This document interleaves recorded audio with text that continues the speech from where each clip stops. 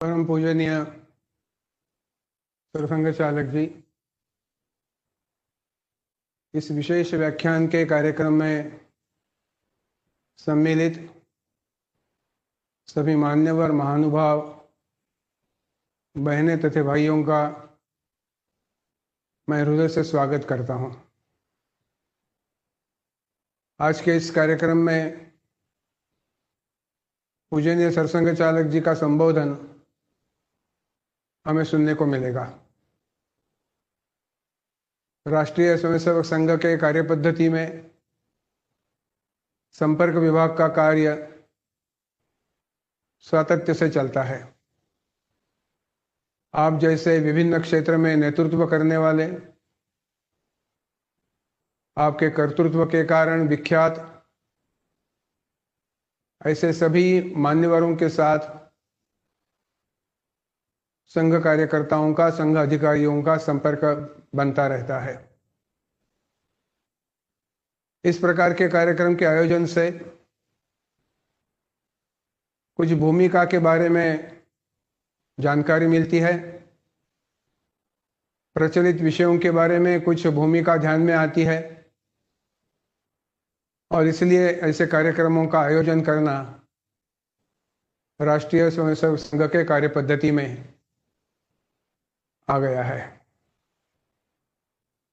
आज के इस कार्यक्रम का विषय वर्तमान परिदृश्य में, वैश्विक परिदृश्य में भारत की भूमिका।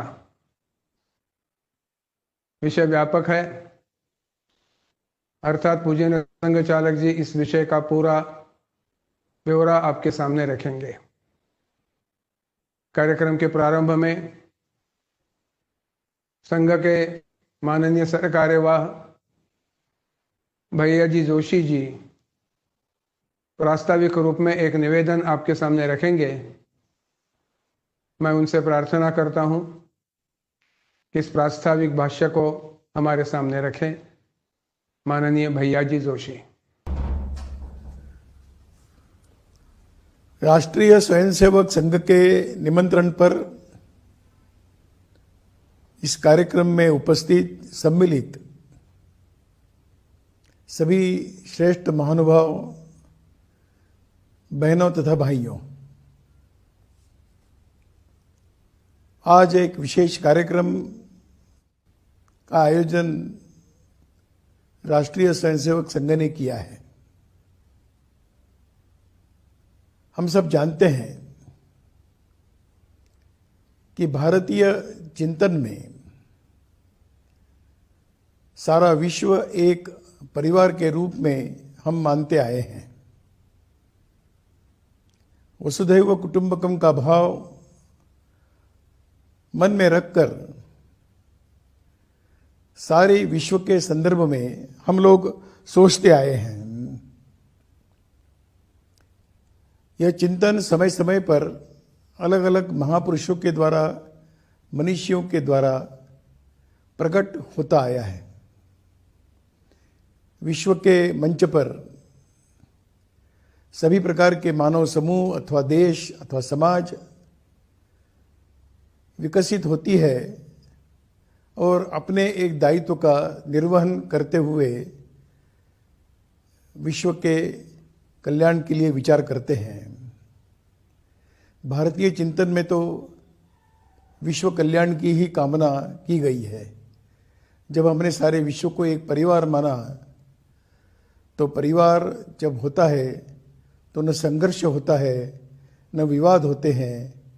यही भावना लेकर और भारत हजारों वर्षों से अपना आचरण, अपना व्यवहार करता आया है। और इसलिए सब प्रकार के मानव समूह को अपने अपने शैली से, अपने पद्धति से जीवन यापन करने का अधिकार नहीं, ऐसे सभी प्रकार के पद्धतियों का हम लोग सम्मान करते आए हैं। यह अपनी एक विशेषता है। परंतु अगर इस प्रकार का दायित्व निर्वहन करने वाला भारत अगर आवश्यक है, तो उसकी एक प्राथमिक आवश्यकता है कि यह देश उस प्रकार के निर्वहन करने की क्षमताओं का बना रहेगा, तभी यह हम दायित्व अपना निर्वहन कर सकते हैं। हम जानते हैं कि अपने समाज में कई प्रकार की आज की वर्तमान स्थिति में कुछ दुर्बलताएं अवश्य आ गई हैं। छोटी छोटी संकुचितताओं को लेकर समाज में विघटन अवश्य हुआ है। यह व्यवहारिक धरातल पर कभी कभी दिखाई भी देता है और हम सबका यह प्रयत्न आवश्यक रहता है कि हम ऐसी सब प्रकार की दुर्बलताओं को समाप्त करते हुए, संकुचितताओं को समाप्त करते हुए ऊपर उठकर समस्त केवल भारत के लिए नहीं तो विश्व के संदर्भ में और सोचने वाला यह देश या समाज और बने, यही इसकी एक आवश्यकता है। और इस आवश्यकताओं को पूर्ण करते हुए एक स्वस्थ समाज जीवन खड़ा हो। आज कई प्रकार के शब्दों का हम सुनते हैं। एक आत्मनिर्भर भारत की ओर देश अब बढ़ रहा है। एक स्वावलंबी देश बनने की दिशा में हम लोग चल रहे हैं। एक सब प्रकार की असुरी शक्तियों को दुर्बल करते हुए और इस विश्व की सज्जन शक्ति सब प्रकार से और अपने दायित्व का निर्वहन करने वाली बने। इस प्रकार की सज्जन शक्ति केवल भारत में ही नहीं तो सारे विश्व में और निर्माण होने की आवश्यकता है, खड़ी होने की आवश्यकता है। इसके परिणाम स्वरूप छोटे छोटे सामान्य देश, छोटे छोटे समूह भी स्वाभिमान और सम्मान के साथ जी सके, यही हम सबकी अपेक्षा रहती है। और इसलिए आवश्यक है कि यहाँ का सामान्य जन से लेकर भिन्न भिन्न प्रकार की क्षमताओं को रखने वाले जन सब एक होकर और अपने देश के संदर्भ में अपने चिंतन को सामने रखकर एक समर्थ शक्ति के रूप में खड़े रहे। अपने देश में अनपढ़ है, पढ़े लिखे लोग हैं, निर्धन है, धनवान है, बुद्धिमान है, सब प्रकार की क्षमताओं का परिश्रम करने वाला, जीवन जीने वाला ऐसा वर्ग है। बड़े बड़े नगरों में रहने वाले, उद्योग करने वाले हैं, तो कृषि करने वाले किसान भी इस देश के अंदर है और कृषि में श्रम करने वाले ऐसा मजदूरों का वर्ग है। दूर दराज के पहाड़ियों में रहने वाला हमारा जनजाति बंधु है। ये सब इस देश की शक्ति है और इस देश की शक्ति को जागरूक करते हुए और एक सशक्त समर्थ भारत का निर्माण होगा। इस दिशा में हम सब लोग प्रयत्नशील। भारत की परंपरा में यह पहला विषय नहीं, यह हमेशा ही इस प्रकार का प्रयत्न होता आया है। आज भिन्न प्रकार की सुविधाओं के कारण यह काम थोड़ा आसान हुआ है, परंतु सहज नहीं, परिश्रम करना पड़ेगा। सब प्रकार की अपनी छोटी छोटी दुर्बलताओं को समाप्त करना होगा, अपने मन की उदारता को प्रकट करना होगा और ऐसी सज्जनों की शक्ति संगठित होकर चलनी पड़ेगी। सामान्य अनुभव आता है कि सज्जन हमेशा असंगठित होते हैं। सज्जनों की संगठित शक्ति ही इस भारत के विश्व के संदर्भ में जो भूमिका है, उस भूमिका का निर्वहन करने का सामर्थ्य प्राप्त कर सकता है। राष्ट्रीय स्वयंसेवक संघ इसी दिशा में गत 95 वर्ष से हम सब लोग इसमें ही प्रयत्नशील है। आज अवसर है कि राष्ट्रीय स्वयंसेवक संघ के परम पूज्य सरसंघ चालक डॉक्टर मोहन राव जी भागवत आज हम सबके सामने अपने विचार प्रस्तुत करने के लिए हमारे मध्य में आए हैं। मैं उनसे निवेदन करता हूं कि एक देशभक्ति पर गीत होगा और उस गीत के पश्चात अपने विचारों को हम सबके सम्मुख प्रकट करें। धन्यवाद। देव दुर्लभ वीर व्रतले संगठित हो देश सारा। देव दुर्लभ वीर व्रतले संगठित हो देश सारा, विश्वव्यापी ध्येय पथ पर राष्ट्र विजयी हो हमारा। विश्वव्यापी ध्येय पथ पर राष्ट्र विजयी हो हमारा। सत्य पथ अपना सनातन, नित्य नूतन चिर पुरातन। व्यष्टि से परमेष्टि तक है चेतना का एक स्पंदन। वेदवाणी के स्वरों में गूंजती संस्कार धारा। विश्वव्यापी ध्येय पथ पर राष्ट्र विजयी हो हमारा।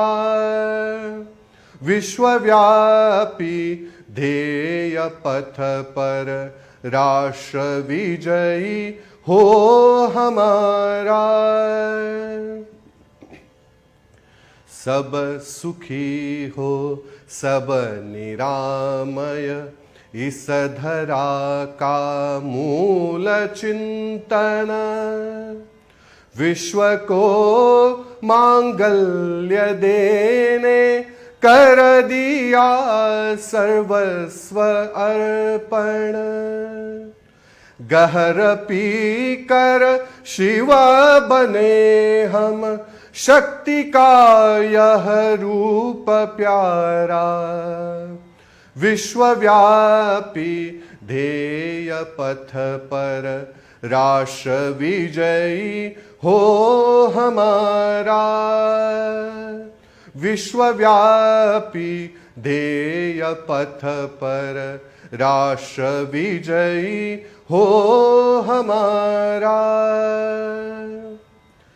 जननी है वसुधा हमारी, मातृ मन का भाव जागे। एकता का मंत्र देकर जगति में एकात्म साधे। विश्व गुरु के परम पद पर हो प्रतिष्ठित देश न्यारा। विश्वव्यापी ध्येय पथ पर राष्ट्र विजयी हो हमारा। विश्वव्यापी ध्येय पथ पर राष्ट्र विजयी हो हमारा।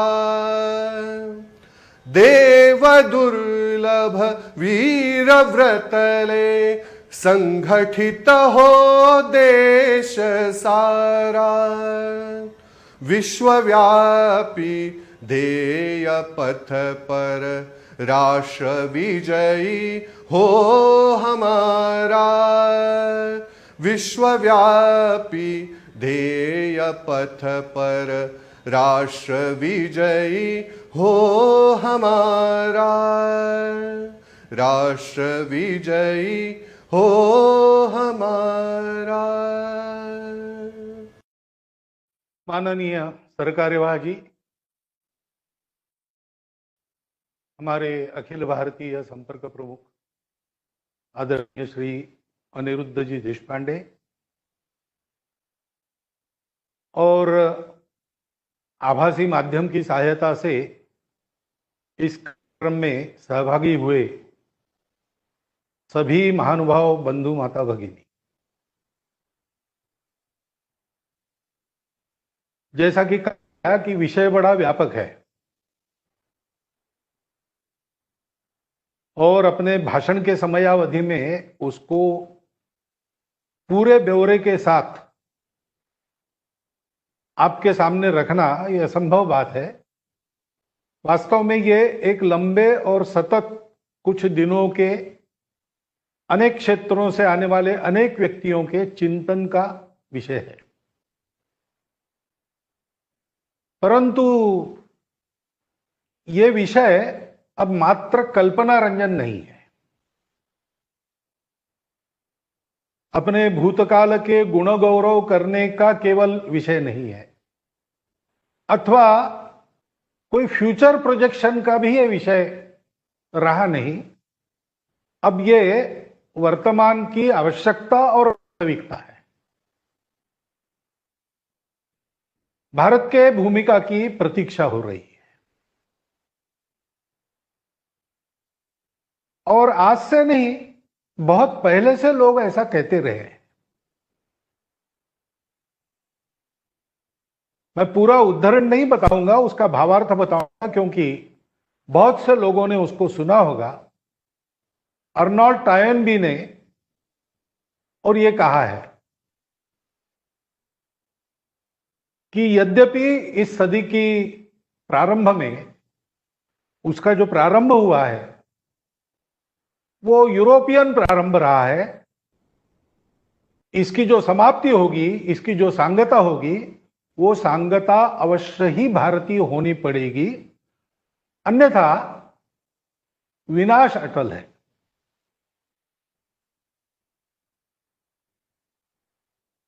तो हाल के दिनों में, बहुत वर्षों से, बहुत दशकों से हम स्वतंत्र हो गए, उसके बहुत पहले से विश्व को भारत के भूमिका की प्रतीक्षा है। परंतु इस समय का भी महत्व है। पहली बात तो यह है कि अब हम में जागृति है। विश्व में हमारी कुछ भूमिका है, ये हम कहते तो रहे हैं, परंतु वास्तव में हमको आज के भारत को इसमें कुछ करना है, ऐसा आज दिखाई देता है। हम स्वतंत्र हुए तब भी हमने इस प्रकार का चिंतन नहीं किया। नव स्वतंत्र भारत का विश्व के जीवन में क्या स्थान रहेगा, का योगदान रहेगा, ऐसा कोई हमारा विजन डॉक्यूमेंट हमने तैयार नहीं किया। न ही इसकी बौद्धिक क्षेत्र में कुछ चर्चा हुई, क्योंकि उस समय तो ऐसा माना जाता था कि हम लोग क्या करेंगे, हम तो अभी विकसनशील राष्ट्र है। लेकिन आज हम में यह विश्वास जागा है। हर एक राष्ट्र का एक प्रयोजन होता है, ऐसा स्वामी विवेकानंद कहते थे। वो कहते थे कि जैसे रोम का प्रयोजन था कि उस समय के संपूर्ण विश्व के सामने एक मिलिट्री माइट का उदाहरण खड़ा करना, वो उसने खड़ा कर दिखाया, उसके अस्तित्व का प्रयोजन समाप्त हो गया और रोम भी समाप्त हो गया। ऐसे राष्ट्र अवतीर्ण होते हैं इस सृष्टि के जीवन को आगे बढ़ाने के लिए, उसका जो जीवन उद्देश्य है उसका प्रयोजन सफल करते हैं और सफल होने के बाद चले जाते हैं। परंतु वो कहते थे कि भारत का प्रयोजन विश्व के लिए सदा आवश्यक प्रयोजन है। समय समय पर दुनिया को वो आधार देने के लिए भारत का उत्थान होता है, और वो समय आया है, भारत को जागना है। वो कहानी भी बताते थे। एक शेर का बच्चा, उसके माता को शिकारी ने मार दिया, तब गडरियों के हाथ लगा। दयावश वो अपने साथ उसको ले गए और उसको अपने भेड़ों के झुंड में उन्होंने पाल पोस कर बड़ा किया। बकरी का दूध पी पी के बड़ा हुआ वो बच्चा बकरियों के साथ ही जंगल में जाता था और अपने को बकरी समझ के ही रहता था। और वो बकरियां भी उसके साथ भी जैसे आपस में करती है, ठेले ठेली करती थी। एक दिन शिकार के इरादे से उस जंगल में एक शेर आ गया और उसने आश्चर्य देखा कि रोज जो बकरियों का झुंड यहां चरने के लिए आता है, उसमें एक शेर भी है, जवान शेर है, और बकरियां उससे डरती नहीं, उसको धक्के मारती है। तो ये क्या मामला है, इसका पता लगाने के लिए दहाड़ कर उसने अपना रुख उस झुंड की ओर किया, तो सारी बकरियां भागने लगी। वो बकरियों में पला शेर भी भागने लगा। इसने झपट्टा मार के उसी का कान पकड़ा और पूछा कि क्यों भैया तुम भाग क्यों रहे हो, मेरे से बात करो।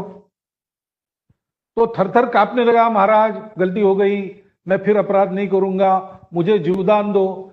तो ये जंगल वाले शेर के ध्यान में आ गया कि इसको तो पता ही नहीं ये शेर है। वो खींचते खींचते उसको एक तालाब के किनारे ले गया और तालाब के प्रशांत जल में उसने उसका स्वयं का प्रतिबिंब उसको दिखाया है। और देखो, तुलना करो, तुम्हारा रूप और मेरा रूप मिलता है कि बकरियों से तुम्हारा रूप मिलता है। ध्यान में आ गया उसके। तो उसने डरते डरते पूछा कि मैं बकरी नहीं हूं, क्या मैं शेर हूं?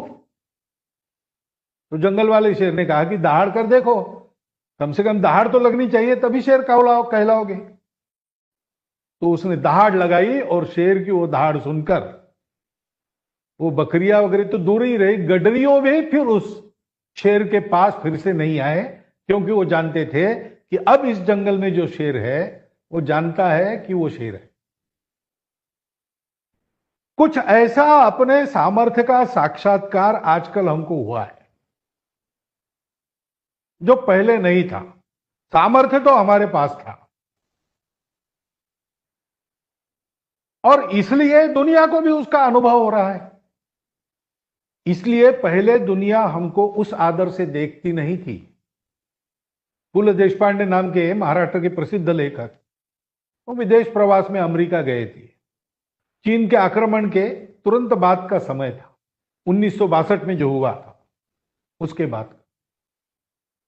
तो उन्होंने बड़ी वेदना से अपने उस प्रवास वर्णन में प्रसंग लिखा है कि वहां का एक प्रसिद्ध और मिमिक्री करने वाला कलाकार उसका कार्यक्रम देखने के लिए गए।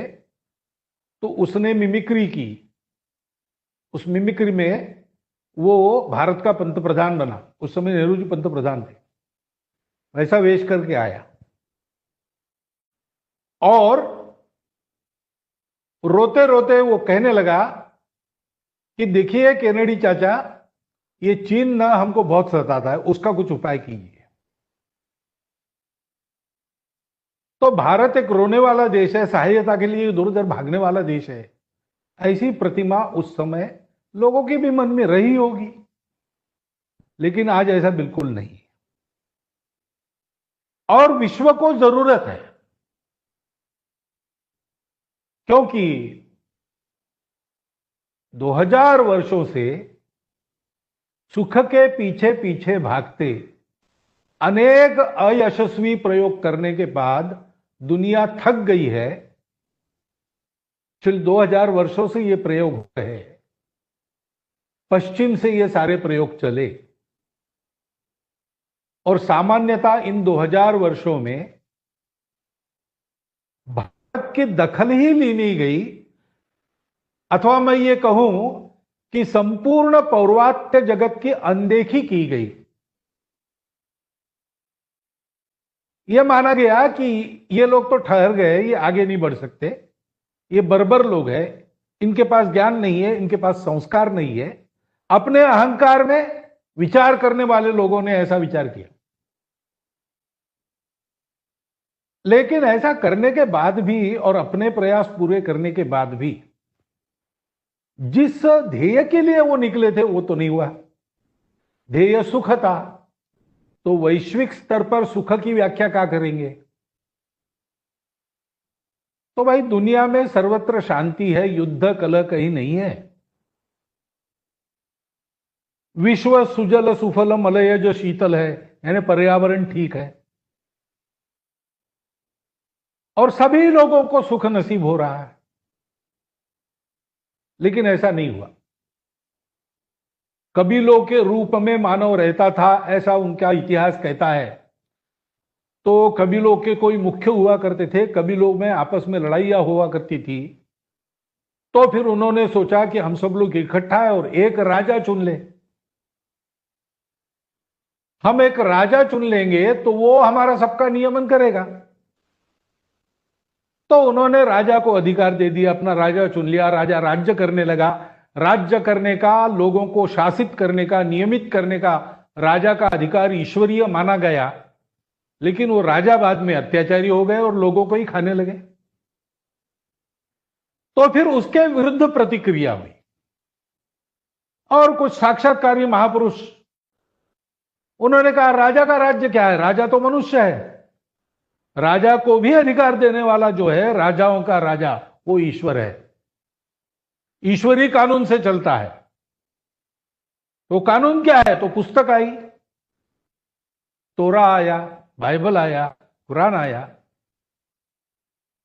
उसमें विश्व के सत्य के बारे में जो कुछ विवरण था उस विवरण के आधार पर समाज जीवन के कुछ नियम और उनको सर्वश्रेष्ठ मानते हुए उसके आधार पर चलेंगे। राजा से नहीं डरना है, ईश्वर से डरना है, राजा को भी ईश्वर से डर कर चलना है, उसी राजा की मान्यता होगी। ऐसा चला, कुछ दिन अच्छा चला, जब तक इसका नियमन करने वाले साक्षात्कारी महापुरुष थे तब तक ठीक चला। बाद में फिर से विकृति ने इसमें प्रवेश किया तो धर्माचार्य भी जुलूमी बन गए। इतिहास की कथाएं ऐसा कहती है कि बड़े अमीर लोगों से पैसे लेकर स्वर्ग में उनकी सीट रिजर्व करते थे और गरीबों को चूसते थे। उसी समय विज्ञान का अवतार और उस विज्ञान के प्रकाश ने मनुष्य को जगाया और फिर मनुष्य कहने लगे, शास्त्रज्ञ कहने लगे कि ये सारी अंधश्रद्धा वाली बातें हैं, ईश्वर को हम तभी मानेंगे जब वो हमारे टेस्ट ट्यूब में आएगा। मनुष्य को सुखी होने के लिए उसको प्रयास करना है। इतने सारे मनुष्य है और सुख के साधन मर्यादित है, स्पर्धा होगी, इसलिए बलशाली बनना है। जो बलशाली है वो जिएगा। संघर्ष है अस्तित्व का, उसमें बलशाली होकर जीना है, अर्थ काम के सारे साधन अपने पास लेने हैं और सबका कल्याण करना है। वो अपने आप होगा, सबको ज्ञान देंगे, सबको समर्थ बनाएंगे। ईश्वर वगैरह की कोई आवश्यकता नहीं। और इसलिए उस विज्ञान के राज्य में ये सारी अंधश्रद्धाएं वगैरह नष्ट होने लगी। जितना जिसका वजूद था, राजा भी अपने अपने स्थान पर आ गए, धर्म के अधिकारी भी अपने स्थान पर आ गए और दुनिया आगे चली। लेकिन आगे चल के ये हुआ कि सारे साधन कुछ लोगों के हाथ में केंद्रित हो गए और साधनहीन लोगों का शोषण होने लगा। तो इसकी भी प्रतिक्रिया हुई। व्यक्ति के पुरुषार्थ को कोई प्रमुखता नहीं, व्यक्ति तो समाज नामक यंत्र का मात्र एक पुर्जा है, उसका कोई अस्तित्व नहीं। उसका अस्तित्व, उसका कर्तृत्व सारा समाज के लिए है, समाज प्रमुख है। और समाज में जिनके पास नहीं है उनके नियम चलेंगे, तभी उनका कल्याण होगा। क्योंकि ईश्वर वगैरह नहीं है तो भलमनसाहत का भी कोई आधार नहीं, नीति का भी कोई आधार नहीं है। ये मान के चला जाएगा कि मनुष्य भी एक पशु है, पशु है तो वो सबको दमित करेगा, सब पर अपना अधिकार स्थापित करेगा। तो अधिकार अगर जिनके पास कुछ नहीं है उनके पास है तो न्याय होगा, नहीं तो नहीं होगा। और सर्वहारा की हुकुमशाही का और समाजवाद का सिद्धांत लेके दुनिया आगे चली। कुछ अच्छी बातें उसमें भी हुई, परंतु आगे चल के ध्यान में आया कि ऐसा चल नहीं सकता। और फिर सारे विचारों को छोड़कर एक ही विचार रहा, विशेषकर दूसरे महायुद्ध के बाद। विचारधारा वगैरह को तिलांजलि देना, उसके बारे में बोलते तो रहना, कोई ना कोई विचार बोलना, विचार के आधार पर हम सब कर रहे हैं ऐसा कहना। लेकिन असली बात तो है पावर, और पावर के लिए माइट। तो अर्थ शक्ति, सैन्य शक्ति और उसके आधार पर संपूर्ण दुनिया पर अपना प्रभुत्व, अपनी कल्पना के अनुसार, और बाद में कल्पना भी छोड़ दी, अपने स्वार्थ के लिए सारी दुनिया का उपयोग। ऐसे ही अब तक चला और हमने देखा कि दो ध्रुव उत्पन्न हो गए, एक तरफ अमेरिका, एक तरफ रशिया। उनके आपस में युद्ध तो प्रत्यक्ष नहीं, क्योंकि द्वितीय महायुद्ध के हानि को देखकर अपने भूमि पर युद्ध होना नहीं है, तो दूसरे देशों को शस्त्रास्त्र देकर उनमें युद्ध, प्रभाव को घटाना, प्रभाव को बढ़ाना, आर्थिक क्षेत्र में, अन्य क्षेत्रों में देश के मानस पर प्रचार से कब्जा करना, कोल्ड वॉर नाम की एक नई युद्ध की विधा हमने देखी। आधुनिक इतिहास में नहीं है, लेकिन यहां इसको मंत्र युद्ध कहा गया है, शीत युद्ध आजकल कहते, वो हुआ और उसमें अमेरिका यशस्वी हुई और सोवियत यूनियन परास्त हो गई। संपूर्ण विश्व पर एक छत्र महाशक्ति अमेरिका बन गई और इसलिए वो लगा कि बस अब इतिहास समाप्त हो गया, आगे नहीं बढ़ेगा, अब ऐसे ही चलने वाला है। अपने अहंकार में सब लोगों को ऐसा लगा कि हाँ बिल्कुल ठीक बात है, अब तो पाश्चात्य वर्चस्व, अमेरिका के वर्चस्व में ही सब चलेगा। लेकिन ऐसा नहीं हुआ, उनको वापस आना पड़ा, क्योंकि विश्व को सुखी करने की बात तो दूर है, परंतु इस विश्व को एक भी नहीं रख सके, अपने देश में भी संतोष पूरा ला नहीं सके। इस दौर में अनेक भाषाएं समाप्त हो गई, अनेक सभ्यताएं समाप्त हो गई, विविधता का ह्रास हुआ, पर्यावरण की हानि हुई, संपूर्ण विश्व के कल्याण की कामना सूख कर रह गई। इतनी ही मैक्सिमम गुड, मैक्सिमम पीपल, और वो भी मैक्सिमम यानी कुछ थोड़े से देश। एक वाक्प्रचार चलता था साउथ, यानी विश्व के दक्षिण गोलार्ध के सारे देश जो साधनों में, प्राकृतिक साधनों में और बड़े अमीर है, लेकिन सब प्रकार से अनुन्नत, और उनके साधनों का उपयोग करते हुए मुट्ठी भर जनसंख्या के लिए दुनिया के सारे साधन और लगाने वाला ये प्रगत देशों का वर्ग, और उसके बीच भारत जैसे देश जो विकसित होने के लिए प्रयास कर रहे हैं। ध्रुव एक ही अमेरिका, लेकिन ये चला नहीं, उसकी व्यवस्थाएं बनी, लेकिन सारी दुनिया में इस प्रकार का कल्याणकारी एक प्रभाव ऐसा हुआ नहीं। उन्हीं को कहना पड़ा 2005 में कि सबके लिए एक ही प्रकार का मॉडल नहीं चल सकता, ये हमारी गलती हो गई, हमने ऐसा कहा कि अपनी अपनी संस्कृतियां भूल जाओ, नहीं, कल्चर मैटर्स। देखा कि ये सब करने के बाद भी, सर्वतंत्र स्वतंत्र समर्थ होने के बाद भी अन्य ध्रुव खड़े हो गए। चीन खड़ा हो गया, अब चीन यही करना चाह रहा है। कहने के लिए तो कम्युनिस्ट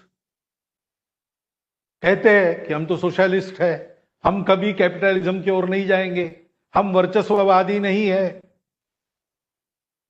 परंतु संघ के द्वितीय सरसंघ चालक ने, पूजनीय श्री गुरु जी ने उसी समय कहा था 60 के दशक में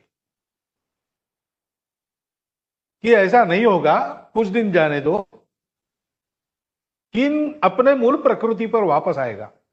थोड़ा सा कन्फ्यूशियस और बहुत सारा उसके जो पूर्वज सम्राट थे, उन सम्राटों के साम्राज्य विस्तार की नीति, इस पर चीन उतर आएगा। और हम देख रहे हैं अमेरिका के सारे नीति को झांसा देकर वो विश्व की एक बहुत बड़ी आर्थिक शक्ति बन गया है और अपने प्रभाव को विस्तारित करना चाहता है।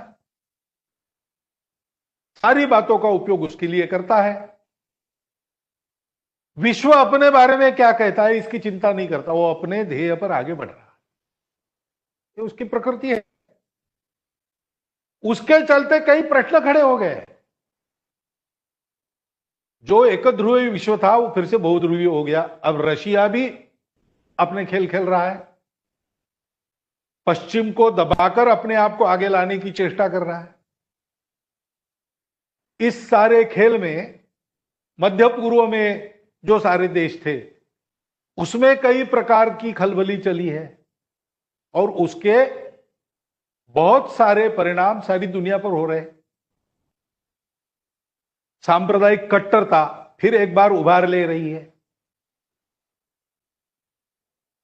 इस प्रकार की एक अस्थिर अवस्था जिसमें विविधता पर संकट, विश्व की शांति पर संकट, जनतांत्रिक व्यवस्थाओं पर संकट और विश्व की सुंदरता के समाप्ति का संकट उत्पन्न हो गए। सुख तो मिला नहीं। पर्यावरण की हानि का एक बहुत बड़ा प्रश्न दोधारी तलवार के रूप में विश्व के सिर पर फिर से लटकने लगा और उसमें ये कोविड की परिस्थिति आ गई।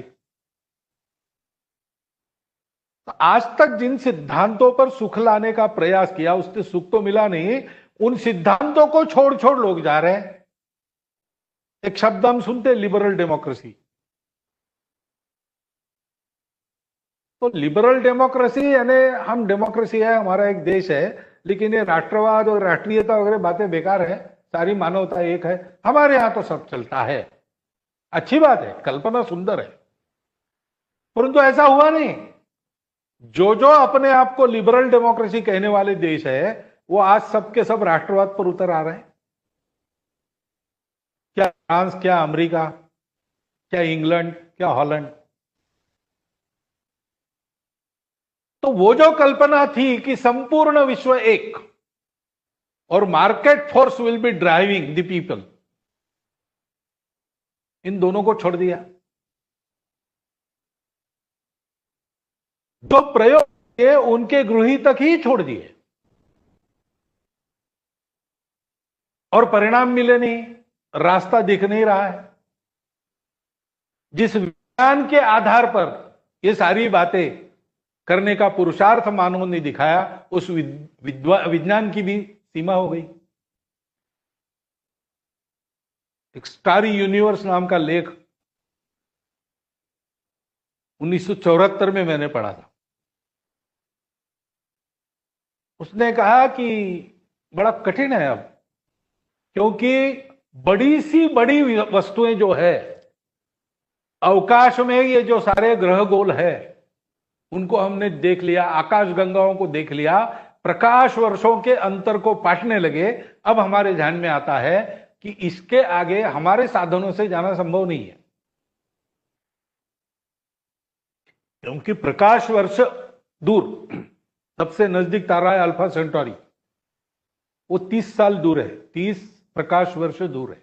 इसका मतलब वहां से निकला हुआ प्रकाश पृथ्वी पर आने के लिए 30 वर्ष लगते हैं। तो आज अगर हम उसका चित्र लेंगे तो हमको ये समझना पड़ेगा कि आज लिया हुआ वो चित्र 30 साल पुराना है। आज की अभी वस्तु स्थिति क्या है हमको पता नहीं लगेगी। पृथ्वी के वातावरण में प्रकाश सरलता में जाता है, लेकिन अवकाश में वो कर्वेचर भी आती है। उसमें हो सकता है कि बहुत ज्यादा दूर जाए तो प्रकाश घूमकर हमारे पास आए और हमारी पीछे की वस्तु हमको हमारे आगे दिखे। तो सत्य का पता लगाने के लिए जो विश्व की भव्यता है उसको पाटने का कोई साधन आधुनिक विज्ञान के पास नहीं। वो लिखता है, अमेरिका का एक अच्छा फिजिसिस्ट था, उसका लेख था, भूल गया, एक रीडर्स डाइजेस्ट का कॉमेमोरेटिव वॉल्यूम, उसके 75 वर्ष पूरे हुए इसलिए उसमें यह था। और उसने कहा सूक्ष्माति सूक्ष्म हमने इतना कर लिया कि अब हम एटम के अंदर के कणों तक गए। अब यह स्थिति है कि उपकरणों से उसको देखने या कुछ करने जाते हैं तो बिगड़ता है। तो वो मूल में कैसा था दिख नहीं पाते हम, क्योंकि देखने की क्रिया में ही वो अपना रूप बदल देता है। वो कण है कि वो तरंग है, ये हमको पता नहीं चलता। फिर वो कहता है कि अब एक ही साधन है जो प्रकाश से ज्यादा गति से जाने के बाद भी टूटता नहीं है। बाकी सारी अपनी वस्तुएं हमारे देह से प्रकाश से अगर ज्यादा गति में जाने लगी तो एकदम बिखर जाएगी। लेकिन एक ही साधन है मनुष्य का मन। मन का उपयोग करके हमको जाना पड़ेगा, और अगर मन का साधन के रूप में उपयोग करना है, हमको उस लेख में उन्होंने नाम दिए थे, हमको योग वासिष्ठ और पतंजल योग सूत्र का अध्ययन करना पड़ेगा, यानी भारत की तरफ आना पड़ेगा। आजकल लोग कहते हैं कि इतने विविध प्रकार की डाइवर्सिटी भारत लेके चल रहा है, लेकिन विश्व में ही जो सारे कट्टरपंथ के परिणाम दिख रहे वगैरह वगैरह, तुलनात्मक दृष्टि से भारत इससे बहुत सुरक्षित है। कारण क्या है? भारतवर्ष में भी एक समय की वैज्ञानिक प्रगति थी, बहुत पीछे नहीं जाना। वैसे धर्मपाल जी का साहित्य आप पढ़ेंगे तो कितनी प्रगति हमारी थी में आएगा। शिक्षा व्यवस्था हमारी आदर्श शिक्षा व्यवस्था थी, जिसको यूरोपीय देश अपने में ले गए। भारत की कृषि सर्वोत्तम कृषि, उन्नत कृषि थी। लेकिन ऐसी कई बातें हमने अपने देश में मानक के रूप में प्रस्थापित करके दिखाई। एक तरह से दुनिया के केंद्र में भारत रहा, लेकिन पर्यावरण की कोई समस्या हमको नहीं आई। ऐसी कई बातें अब लोगों को दिखने लगी है, और इसलिए वो विचार करते हैं कि हमारी गलती कहां हो गई। ये जो सारा उत्पात चल रहा है उसमें दुनिया भर के चिंतक सोच रहे हैं। अब ये जो वर्णन मैंने किया तो सब कुछ मटिया मेट हो गया, ऐसा अर्थ नहीं उसका। इन सारे पुरुषार्थों में से मनुष्य कुछ कदम आगे बढ़ा है, लेकिन जहां जाना है वहां जाने के लिए कुछ न कुछ कमी अपने पास है, इसका भान भी सबको हुआ है। और उस अधूरेपन को पूरा करने की बात अपने को करनी पड़ेगी, क्योंकि सारा जिस कारण से हुआ, पंथ संप्रदाय मनुष्य को शांत बनाने वाले, प्रेममय बनाने वाले होने चाहिए। कट्टर बनाने वाले कैसे हो जाते हैं? क्योंकि पंथ संप्रदाय ये स्पिरिचुअलिटी का डोमेन है। स्पिरिचुअलिटी पश्चिम में मटेरियलिज्म पूर्ण विरुद्ध। उसको साथ में चलाने के लिए उस आत्मभान के हित को शरीर मन बुद्धि के सुख के हित के साथ भी जोड़कर चलाने वाला तत्व उनके पास नहीं है।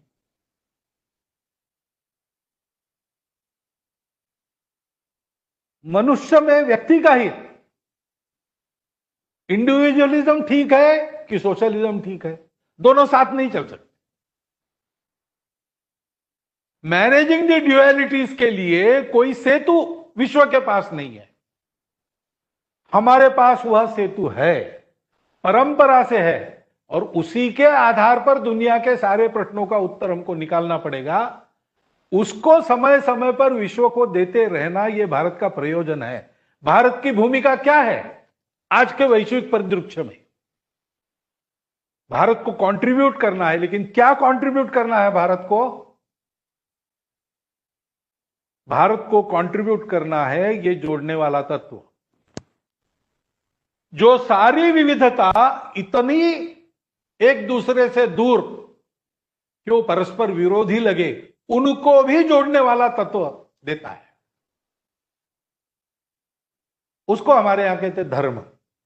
मैं धर्म कह रहा हूं, आप उसको रिलीजन, पूजा, वर्शिप इस अर्थ में, पंथ संप्रदाय के अर्थ में बिल्कुल मत लीजिए, क्योंकि धर्म वो नहीं है। धर्म के अनेक पहलुओं में एक छोटा सा पहलू वो हो सकता है,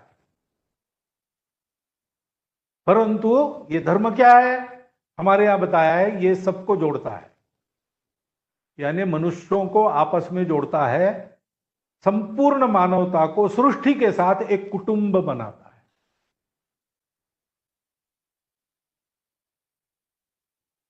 एक व्यक्ति, समाज और सृष्टि तीनों को जोड़कर तीनों का विकास एक साथ करने वाला।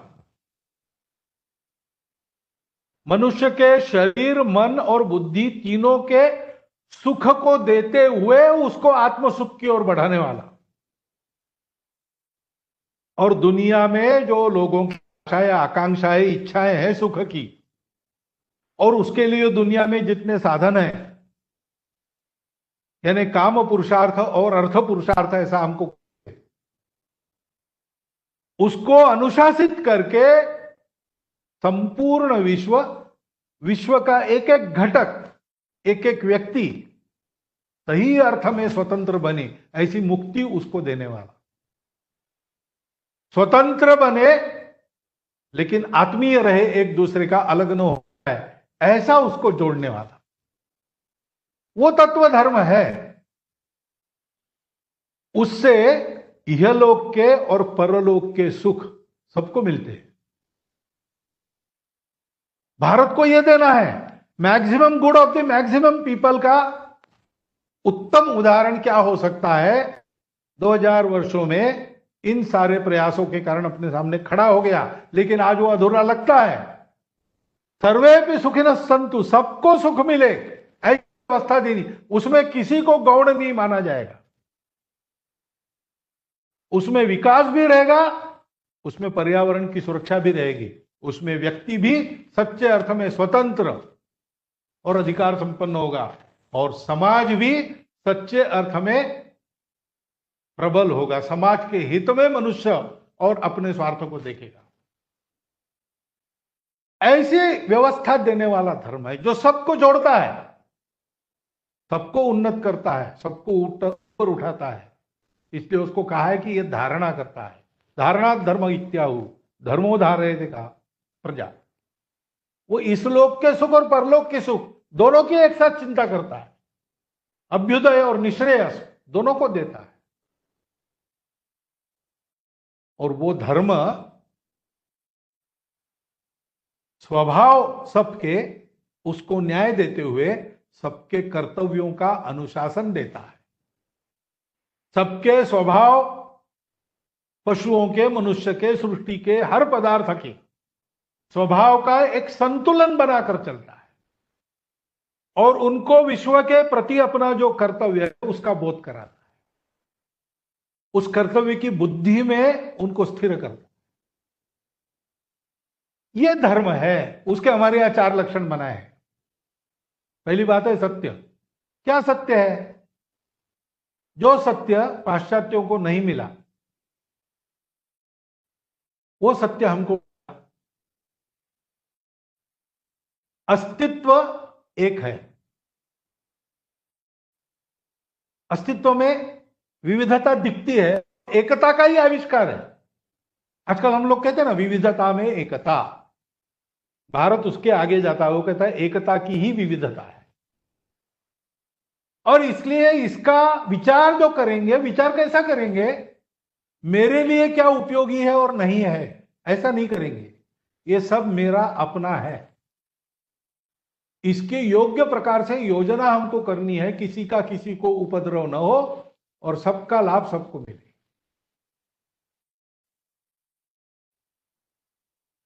ऐसा सिखाने वाला वो सत्य है। विश्व में सर्वत्र सब एक है। वो एक क्या है? आत्मा है क्या? ईश्वर है क्या? चेतन है कि जड़ है? विद्वानों के देखने का विषय है। देखने वाले की दृष्टि जैसे वैसे दिखता है। इसलिए एक विप्राह बहुधा वदंती, उस वर्णन को लेकर झगड़ा मत करो, मान्यता को लेकर झगड़ा मत करो, पूजा को लेकर झगड़ा मत करो। ये सारा ये जो मार्ग है, पंथ है, संप्रदाय है, पूजा है हमारी, हमको उस एकता का भान करा के हम में प्रेम आत्मीयता उत्पन्न करने के लिए है। वो देखो, एकांत में जरूर साधना करो जिससे उस एकता का साक्षात्कार हो, और लोकांत में लौकिक जीवन में ऐसा जियो कि सबके लिए तुम्हारा जीवन काम आए, तुम्हारे विकास से पूरी दुनिया का विकास हो। जो जितना अधिक उपयोगी वो उतना महान। केवल स्वयं के लिए जिया तो क्या जिया? अपने परिवार को सुख में रखा तो हम कहते हैं अच्छा कर्तव्य दक्ष आदमी, अपने सारे कर्तव्य पूरे किए। गांव के लिए उपयोगी है, गांव कहता है कि हमारे गांव का आधार है। देश के लिए तो देशभक्त इस नाते उनका गौरव होता है। हम उनके नाम सुनते हैं, हम उनकी मूर्तियां बनाते हैं, राष्ट्रों को नाम देते हैं। संपूर्ण विश्व अपना मानकर जीने वाले, मराठी में वो कहा है ना, हे विश्वची माझे घर, ऐसी जयाची मती स्थिर, किंबहुना चराचर आपणची धार। ये विश्व ही मेरा घर है, सारा चराचर मैं ही हूं, ऐसी भावना से जो जीता है उसको हम साष्टांग प्रणयवाद करते हैं, उसको ईश्वर का रूप मानते हैं। ऐसा जीवन देना है उस धर्म का आधार, जिसमें सबका सुख आएगा, सब में परस्पर प्रेम रहेगा, सब शक्ति संपन्न रहेंगे, सब साधन संपन्न रहेंगे, सब अपने मन की करने को स्वतंत्र रहेंगे, लेकिन करेंगे नहीं क्योंकि सब अपने हैं, इसलिए कोई संघर्ष नहीं रहेगा।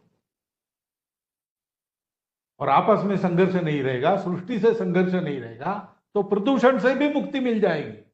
सारी दुनिया चलेगी बाजार के आधार पर नहीं, सौदे के आधार पर नहीं, स्वार्थ के आधार पर नहीं। तुम्हारा मुझे मेरा तुमको क्या उपयोग है ये हम नहीं सोचेंगे, हम सोचेंगे वसुधैव कुटुंबकम, ये सारा मेरा परिवार है।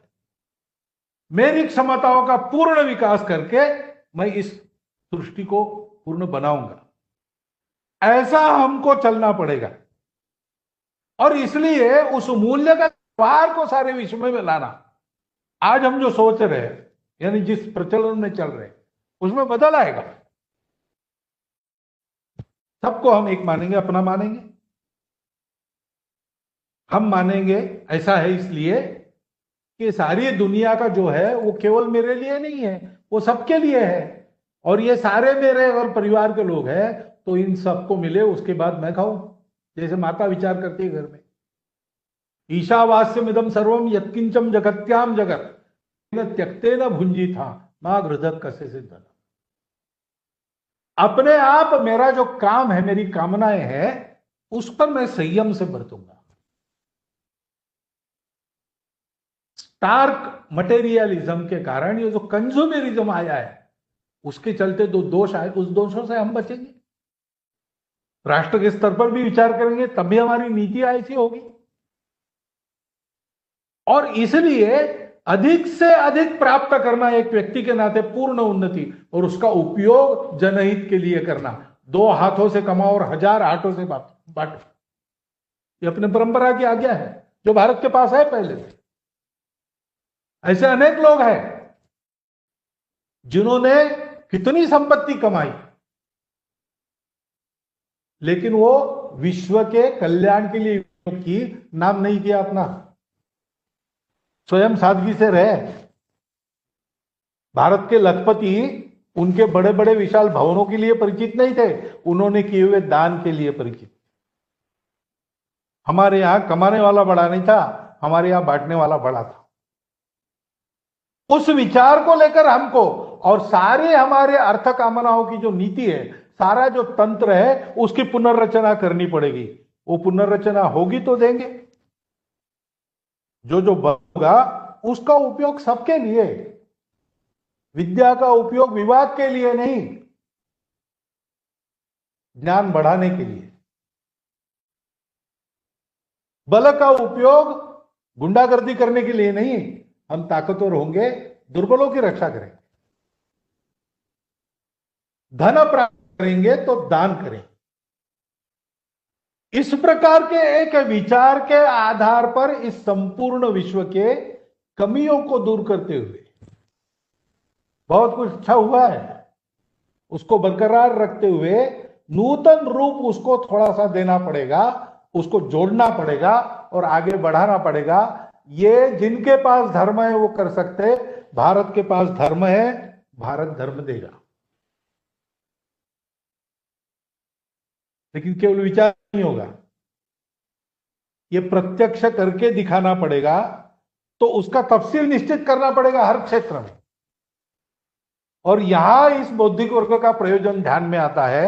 ये विचार मैं जो आपको बता रहा हूं संघ की दृष्टि है, लेकिन इस पर चर्चा है और कोई फाइनल डिक्टेट नहीं। संघ में भी हम ऐसा कहते हैं, तो इस पर चर्चा होकर क्या करना है, क्योंकि कई बार ऐसा कहते हैं we will cross the bridge when we will come to it. Now we have come to the bridge. अभी तक ये केवल दिग्दर्शक बातें थी, कभी होगा नहीं होगा पता नहीं था, बोलने में कोई दिक्कत नहीं थी। लेकिन अब इसके आधार पर हर एक क्षेत्र में अनुभव लेने पड़ेंगे, प्रयोग करने पड़ेंगे, उसका विश्लेषण करके, चर्चा करके पहले अपने देश को हम इस प्रकार खड़ा करके दिखाएं। क्योंकि हमको दिखाना कैसे है, हमको लादना नहीं है, हमको अपने पंथ संप्रदाय को सर्वत्र प्रचलित करने के लिए विश्व दिग्विजय लड़के नहीं करना है, खून की नदियां नहीं बहानी है। जोर जबरदस्ती लालच से लोगों को जबरदस्ती उनके मूल से काटकर परिवर्तित नहीं करना है। हमको आदेश है कि ये सब आपको जो करना है दुनिया को देना है। कैसे देना है? स्वम स्वम चरित्रं शिक्षेरम। हमको अपने अपने उदाहरण को खड़ा करना, अपने देश के उदाहरण को खड़ा करना है।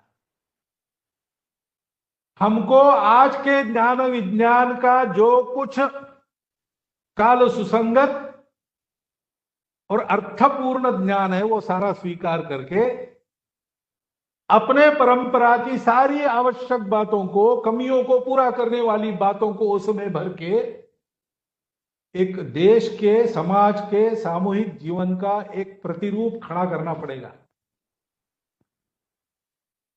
और इसका ठेका नहीं दिया जाता। हम मानते हैं कि इसको करेंगे कोई हमारे नेता लोग करेंगे, ऐसा नहीं है। ये समाज का पुरुषार्थ होता है और इसलिए समाज का नेतृत्व करने वाले आप जैसे सभी प्रभावशाली लोग, आप जैसा करेंगे वैसा समाज बनेगा, वैसा देश बनेगा। सरकार देश नहीं बनाती, देश सरकार बनाता है। और इसलिए भारत को दुनिया में एक कंट्रीब्यूटर बनाना है तो भारत को अपने आदर्श, अपने विचारों के आधार पर, क्योंकि वो भारत के आदर्श नहीं है केवल, वो वैश्विक आदर्श है। यही सारी और कल्पना लेकर हमारा जीवन खड़ा हुआ है और इसमें प्रत्येक देश की अपनी अस्मिता और विविधता को पूर्ण स्कोप है। कोई एक तंत्र में सबको बिठाने का हम प्रयास नहीं करेंगे। मुझे याद है संघ के एक बौद्धिक वर्ग में मैंने सुना है, हमारे आचार्य कह रहे थे उस समय, वो अब नहीं है, कि देखो ये राष्ट्रीय स्वयंसेवक संघ भारत में खड़ा होगा, संघ के स्वयंसेवक देश विदेश में भी जाएंगे तो वहां भी वो खड़ा करेंगे। तो बाकी देशों में संघ क्यों खड़ा करना है? वहां भारत का राज्य स्थापन करना है क्या? या भारत का धर्म वहां पर सबको सिखाना है क्या? ऐसा कुछ नहीं है। कहेंगे अपने मूल्यों संस्कारों के आधार पर वहां राष्ट्रीय स्वयंसेवक संघ के सेवक ऐसा जीवन जिएंगे जिसको देख के वहां के लोग अपना राष्ट्रीय स्वयंसेवक संघ बनाए। और उस समय तो ये केवल एक प्रोजेक्शन था, फ्यूचर प्रोजेक्शन, लेकिन आज वो वास्तविकता में आया है। हिंदू स्वयंसेवक संघ की शाखा को देखकर केनिया में तद्देशीय लोगों ने उनके संघ की शाखाएं चलाना प्रारंभ की, क्योंकि उनको लगा कि अच्छा जीवन जीने का तरीका इसी तरह से सीखने को मिलता है। हमने उनको कहा नहीं, हमने कहा ये तो हमारा संघ भारतीयों के लिए है, आप अपना संघ आप तय करो, उसकी भाषा स्वतंत्र रहेगी, उसके गीत उनके अनुरूप होंगे, ये सारी बातें वहां के अनुरूप उन्होंने खड़ी कर दी। भारत को भी ऐसा जीवन खड़ा करना पड़ेगा दुनिया में, और जीवन खड़ा करना है तो कोई एक आदमी बड़ा आदेश करे और सब लोग, ऐसे नहीं होगा। जीवन के विभिन्न क्षेत्रों में अनुभव रखने वाले आप जैसे सब लोग हैं। हमको इसको ध्यान में रखकर कि दुनिया के अधूरेपन का उत्तर हमको देना है, ये हमारे जीवन का प्रयोजन है, राष्ट्रीय जीवन का। दुनिया समस्या में है, आशा से हमको निहार रही है, हमको उनकी आशाओं को पूर्ण करने वाला भारत खड़ा करना है। अपने अपने क्षेत्र में हम ऐसे प्रयोग करें, हम ऐसा खड़ा करें और हम मिलकर चले। ये सब करने का सामर्थ्य तो आपका है। आपने जीवन में अपनी गुणवत्ता को जीवन की परीक्षा में सिद्ध कर रख दिया है और आप भारत के महाजन हैं। इस दिशा में हम चलेंगे, हमको मिल जाने की जरूरत नहीं है।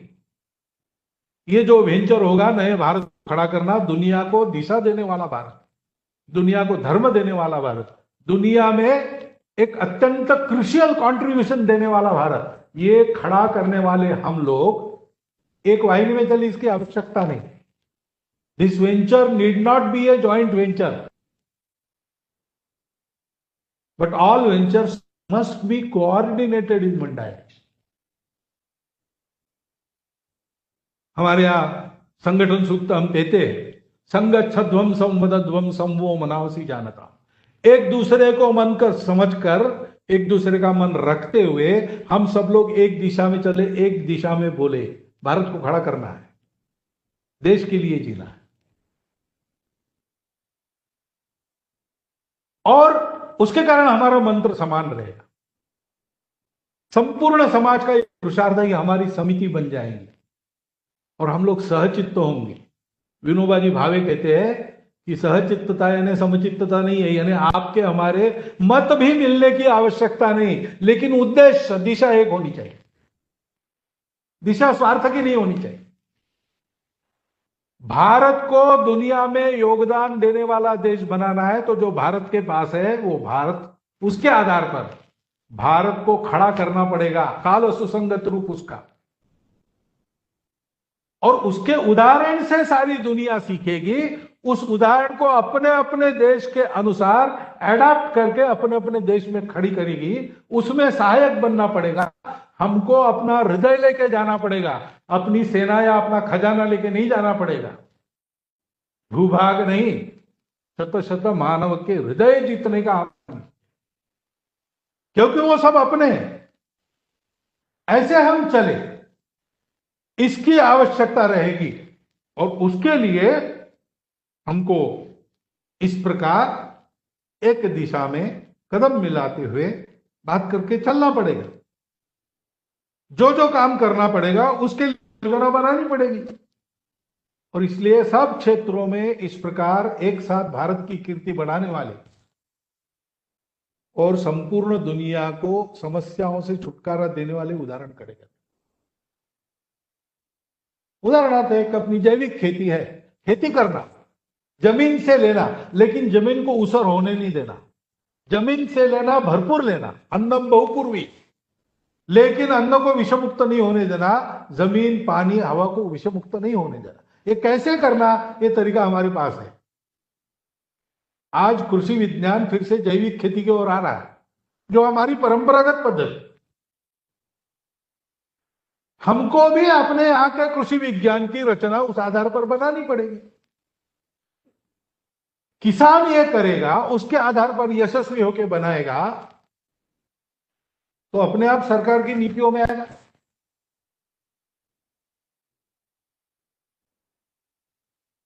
कृषि विद्यापीठों में जो ज्ञानी लोग बैठे हैं, जो कृषि का चिंतन करने वाले लोग हैं, वो अगर अपने इस पद्धति को पहले जान लेंगे, उनको पता नहीं है,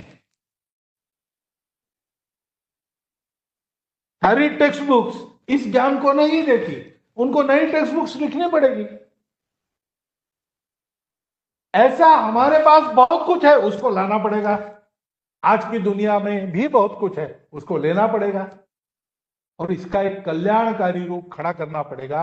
ये उद्यम अपने अपने क्षेत्र में हम सबको खड़ा करना पड़ेगा। उसके लिए सारा जो तंत्र है शासन का, प्रशासन का, उसको सेंसिटिव करने का काम भी हमको करना पड़ेगा। लंबा रास्ता है, लेकिन एक एक कदम आगे बढ़ाने से पहुंच जाएंगे, क्योंकि दुनिया को दूसरा पर्याय नहीं और हमारी शक्ति है। हमको उसका थोड़ा थोड़ा अनुभव हो रहा है, तो हम आज दुनिया में एक मान्य देश बन गए। हम उस पूरी शक्ति का विनियोग करते हुए अपने देश को इस प्रकार आगे बढ़ाएंगे तो संपूर्ण दुनिया के लिए तारणहार बनने वाला एक नया विचार, उस विचार के आधार पर आचरण का एक नया तंत्र, हर क्षेत्र में उस विचार के आधार पर एक नया मानक हम लोग दे सकते हैं। हमको देना चाहिए, इसका संकल्प हम सबको करना चाहिए। मुझे लगता है कि इस दृष्टि से, विचार से लेकर सारी बातें हमको भी पढ़ना पड़ेगा, हमको भी अवगाहन करना पड़ेगा। हमारे पास क्या क्या है, दुनिया से लेने लायक क्या क्या है, उसके दुनिया में परिणाम क्या हुए, हमारे यहां क्या हुए, कौन से परिणाम विहित है ताकि हम उनको स्वीकार करें, कौन से नहीं चाहिए ताकि वो परिणाम लाने वाले बातों को हम छोड़ दें। ऐसा स्वाध्याय करना पड़ेगा। हमको उसके आधार पर अपना जीवन खड़ा करना पड़ेगा। मेरा अपना जीवन खड़ा करना पड़ेगा, मेरे अड़ोस पड़ोस में और जो कुछ है उसका जीवन खड़ा करना पड़ेगा, मेरे देश का जीवन खड़ा करना पड़ेगा, और हम सबको कोऑर्डिनेटेड वे में चलना पड़ेगा। उसके लिए संपर्क संवाद हमारा बना रहे, कल्पनाओं का आदान प्रदान होता रहे, एक दूसरे के प्रयोगों में सहायता हो, एक दूसरे के प्रयोगों का संज्ञान हम ले, जो जो ठीक है, अच्छा है, यशस्वी है, उसका प्रचार हम करें, श्रेय के झंझट में हम न पड़े। ये संपूर्ण मानवता के त्राण के लिए भारत का श्रेय होगा। भारत को भी उस श्रेय की परवाह नहीं, होगा तो होगा, नहीं तो नहीं होगा।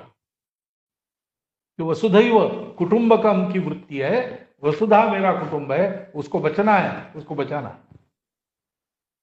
ऐसा हम चले, ऐसे चलना, यही हमको करना पड़ेगा। और इसलिए आज बड़ा संयोग है, पिछले बार मैंने बात की थी वो अक्षय तृतीया पर की, आज मैं बात कर रहा हूं, आज त्रिपुरी पूर्णिमा है। ऐसा कहते हैं कि तारकासुर नाम का राक्षस था, उसके 3 पुर बने थे। शिव जी ने उस पुर को, तीनों पुरों को आज के दिन नष्ट किया और उस राक्षस से विष्णु को बचाया। त्रिपुर जला दे हैं। अब तारकासुर का नाश करने वाले शिव जी थे, यानी पवित्र थे, निस्वार्थ बुद्धि के थे। विश्व को बचाने के लिए हलाहल को भी अपने कंठ में धारण करने की उनकी मानसिकता और उनकी शक्ति थी, और उन्होंने वो 3 पुर जलाए। हम भी ऐसे शिव बने, संपूर्ण विश्व के कल्याण की भावना और भारत के परम वैभव की कामना मन में लेकर हम निस्वार्थ बुद्धि से अपने अपने क्षेत्र में ऐसे प्रयास खड़े करने में जुट जाए। हम अपने आत्महीनता का, आत्मगौरवहीनता का पहला पुर उसको जला दे। हम अपने आत्मगौरव को प्राप्त करें, आत्मविश्वास को प्राप्त करें। हम अपनी अकर्मण्यता, आलस, नकारात्मकता, इसका बना हुआ दूसरा पुर भी जलाए और सकारात्मक होकर हम करते हैं, इस आत्मविश्वास से करने लगे। वो ये नहीं करता, वो नहीं करता, सबब बनाना छोड़ दे, जो है वो करना है, और करने के लिए रास्ता भी मुझे बनाना है। पायोनियर स्पिरिट, उस स्पिरिट से हम काम में लगे और आपस के संघर्ष, मतभेद, उसमें से उपजे मनभेद, एक दूसरे के विविधताओं के अनादर में से निकली हुई कट्टरता, उसमें से एक दूसरे के प्रति उपजा हुआ भय, इन सारी विघटितताओं के लक्षणों को हम छोड़ दें।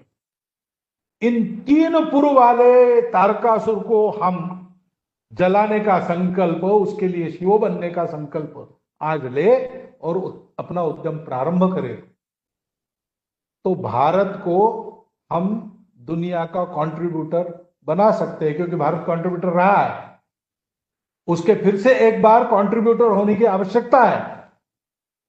भारत की भूमिका आने वाली दुनिया में बहुत महत्वपूर्ण है, क्योंकि जो नए नए और शक्तियां नई नई उभर कर विश्व में आ रही, उसमें सबको विश्वास देने वाली, अभय देने वाली, आश्वस्त करने वाली शक्ति केवल भारत की शक्ति है। अन्य शक्तियों से लोग भय खाते हैं, उनके बारे में आश्वस्त नहीं है। उन शक्तियों सहित सबके मन में विश्वास है कि भारत अगर आगे आता है और नेतृत्व करता है तो हमारा कल्याण होगा। और इसलिए उनके इस विश्वास को सार्थ करने वाला शिवत्व हम धारण करें, भारत में उत्पन्न करें, और अपने पुरुषार्थ से और एक नया मानक, नई परिभाषा, नए मूल्यों की व्यवस्था दुनिया को दे। आने वाले समय में विश्व में भारत की यही महत्वपूर्ण भूमिका रहेगी।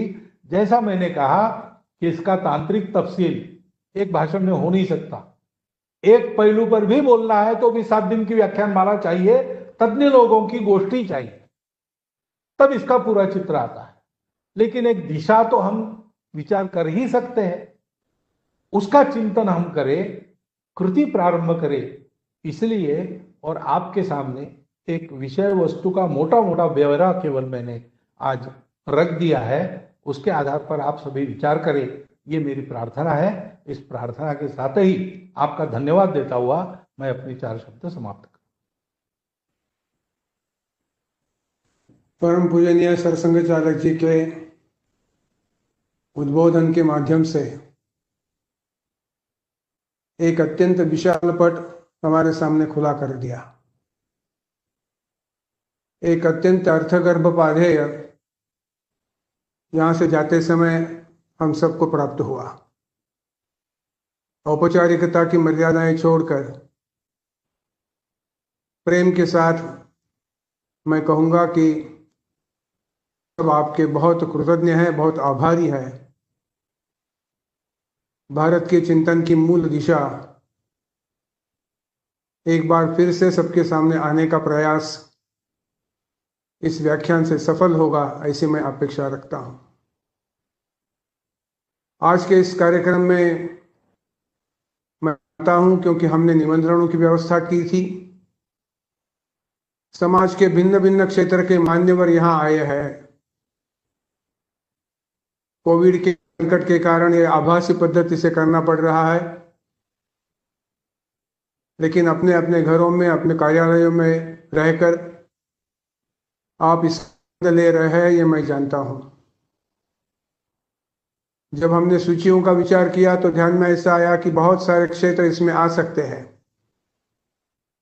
है, अर्थ है, शिक्षा है, सामाजिक क्षेत्र है, सांस्कृतिक क्षेत्र है। ऐसे सभी क्षेत्रों से मान्यवर महानुभाव यहाँ इस कार्यक्रम के लिए बड़ी उत्सुकता के साथ सहभागी हुए हैं। मैं उन सब से अपेक्षा करता हूं बहुत विनम्रता से कि जिस प्रकार की आगे चलने वाली कामों की दिशा हमें प्राप्त हुई है, उसमें आपका सहभाग, आपका नेतृत्व, आपका प्रारंभ हमें मिलता रहेगा, ऐसा विश्वास मैं व्यक्त करता हूं। आप सभी ने समय निकालकर इस कार्यक्रम में आपको स्वयं को सम्मिलित किया। मैं जानता हूं कि बहुत सारे लोगों को और भी इसमें आना था, समय अभाव के कारण सबसे संपर्क नहीं हुआ। मैं उनके प्रति क्षमा प्रार्थी हूं। फिर से मैं पूजनीय सरसंघ चालक जी, माननीय सरकार्यवाह जी, इनके प्रति प्रेम पूर्वक कृतज्ञता व्यक्त करता हूं, क्योंकि संघ के सारे व्यवहारों में प्रेम के साथ ही ये सारी बातें आगे आती है। और आप सभी जो संघ के विचारों से परिचित है, संघ के विचारों के लिए नए हैं, कोई नया है ऐसा तो मैं नहीं समझता, लेकिन शायद अनुभव का होगा, ऐसे सभी को मैं धन्यवाद प्रदान करता हूं। आपका ये सारा सानिध्य, आपकी सहभागिता भविष्य में भी प्राप्त होती रहेगी। संघ के संपर्क विभाग के माध्यम से स्वयंसेवक आपसे मिलते जाएंगे, अधिकारी आपसे मिलते जाएंगे। आपके मतों का और आपके सारे अभिप्रायों का जरूर विचार होगा। मैं आप सभी से प्रार्थना करता हूं कि इस प्रकार की आपसे कुछ अपेक्षाएं और मत जानने का प्रयास औपचारिक पद्धति से हम कर रहे हैं, उसमें भी आपकी सहभागिता प्रार्थनीय है। जो सारे यहाँ आए हैं उनके प्रति मैं आभार व्यक्त करता हूं, और यह कार्यक्रम यहीं पे समाप्त होता है ऐसा भी जाहिर करता हूं। सभी को फिर एक बार धन्यवाद, नमस्कार।